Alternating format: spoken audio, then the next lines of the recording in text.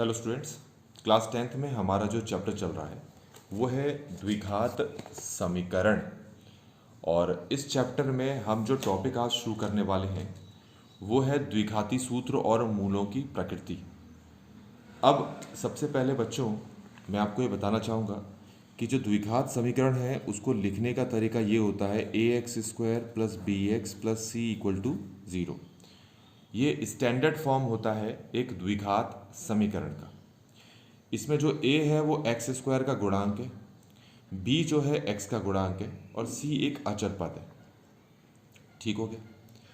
तो मूलों की प्रकृति से क्या मतलब है हमारे पास यहाँ बच्चों, ये जो हमारे पास यहाँ पर समीकरण है इसमें x है जो कि एक चर है और इस x के मान कुछ भी हो सकता है।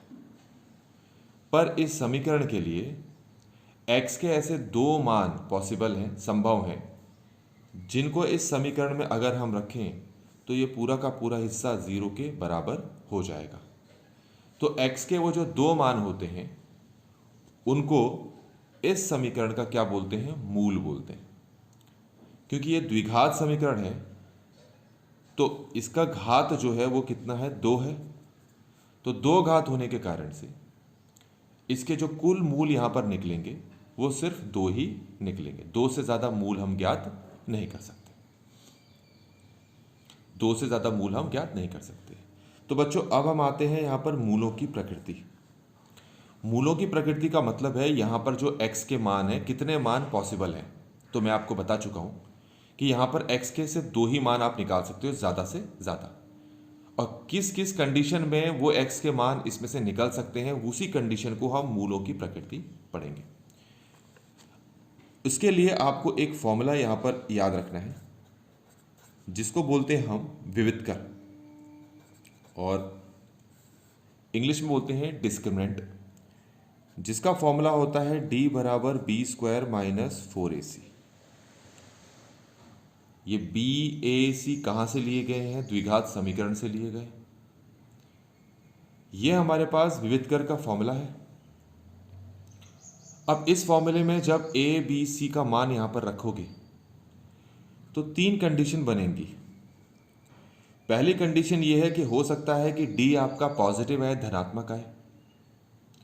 दूसरी कंडीशन हो सकता है कि d आपका 0 के बराबर है। और तीसरी कंडीशन होगी, हो सकता है कि d आपका ऋणात्मक है। ये 3 पॉसिबल कंडीशन हो सकती है। अगर d आपका धनात्मक आता है, पॉजिटिव आता है, तो ऐसे कहेंगे कि हमारे जो दोनों मूल हैं, तो 2 मूल यहाँ पर निकलेंगे, वो भिन्न होंगे और क्या होंगे? वास्तविक। मूल हमारे पास क्या होंगे? भिन्न होंगे, मतलब अलग अलग मूल आएंगे, और क्या होंगे? वो वास्तविक भी होंगे। लेकिन अगर हमारे पास जो d है वो 0 के बराबर आता है तो ऐसे कहेंगे, ऐसे केस में हम कहेंगे कि हमारे पास जो दोनों के दोनों मूल होंगे वो बराबर होंगे और वास्तविक होंगे। समझ में आ गया? बराबर होंगे दोनों के दोनों एक जैसे होंगे और साथ ही साथ क्या होंगे? वास्तविक भी होंगे। लेकिन अगर हमारे पास जो विवितकर है वो ऋणात्मक आता है, नेगेटिव आता है, तो हम कहेंगे कि ऐसे केस में जो मूल है वो अवास्तविक होंगे। मूल क्या होंगे? अवास्तविक होंगे। और अवास्तविक मूलों को हम ज्ञात नहीं कर सकते। तो इसका मतलब जब d की यही 2 कंडीशंस आएंगी, मतलब या तो d पॉजिटिव आएगा या d 0 आएगा, तभी हम मूलों को निकालने की कोशिश करेंगे। तो ये तो होता है चेक करने का तरीका, मूलों की प्रकृति को ज्ञात करने का तरीका, कि आपको d निकालना है। तो d मूलों की प्रकृति को ज्ञात करने का एक तरीका है। तो चलो, हमने मूलों की प्रकृति को ज्ञात करने के 3 तरीके पढ़ लिए। अब मान लें कि हमने तीनों में से कोई एक तरीका निकालकर मूलों की प्रकृति ज्ञात कर ली। फिर अगर हमें मूल निकालना है तो उसके लिए हमें लगाना पड़ता है द्विघाती सूत्र। और वो द्विघाती सूत्र ये है कि x = -b ± √d/2a।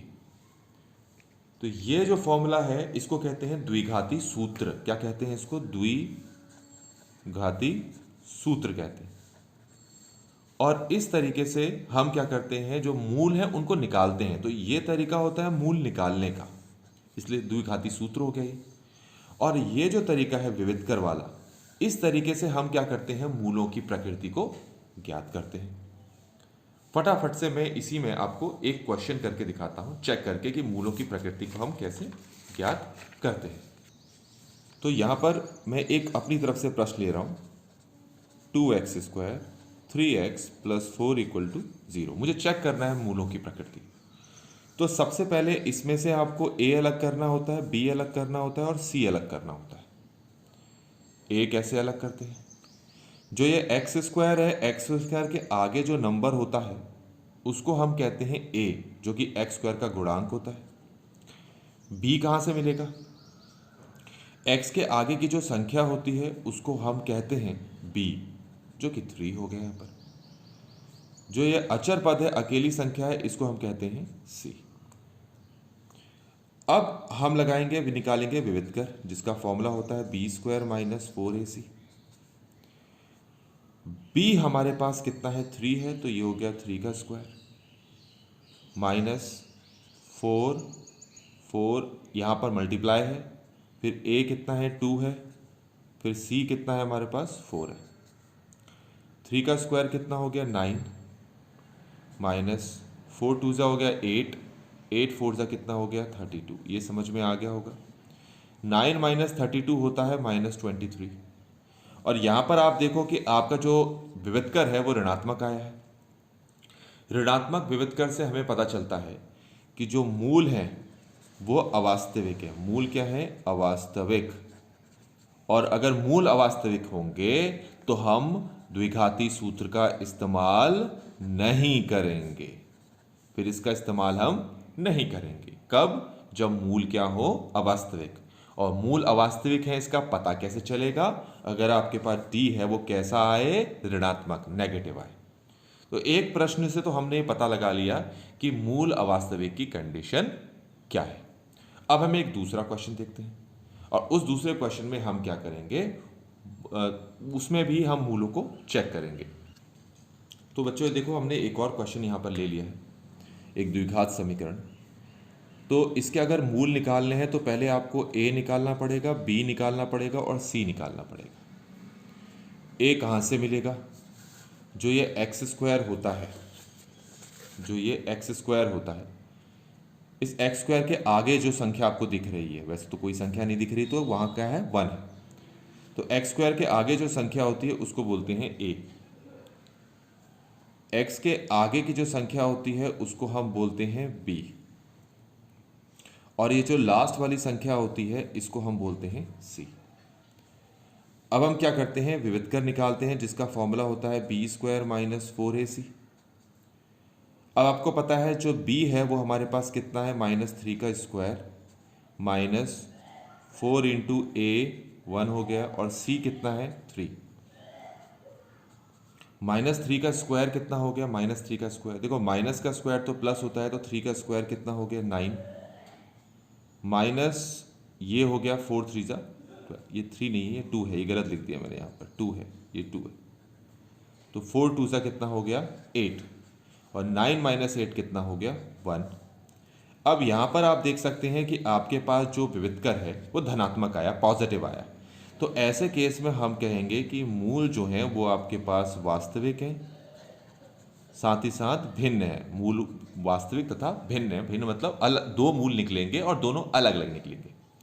और जैसे ही हमें पता लग गया कि मूल वास्तविक है, तो फिर हम ये द्विघाती सूत्र का इस्तेमाल करेंगे, -b ± √d/2a। तो इस तरीके से बच्चों हमने दो उदाहरण से भी यहाँ पर समझ लिया कि जो किसी भी द्विघात समीकरण के मूलों की प्रकृति को हम किस तरीके से ज्ञात कर सकते हैं। आई होप कि आपको यह पूरी चीज़ समझ में आई होगी। Thanks for watching.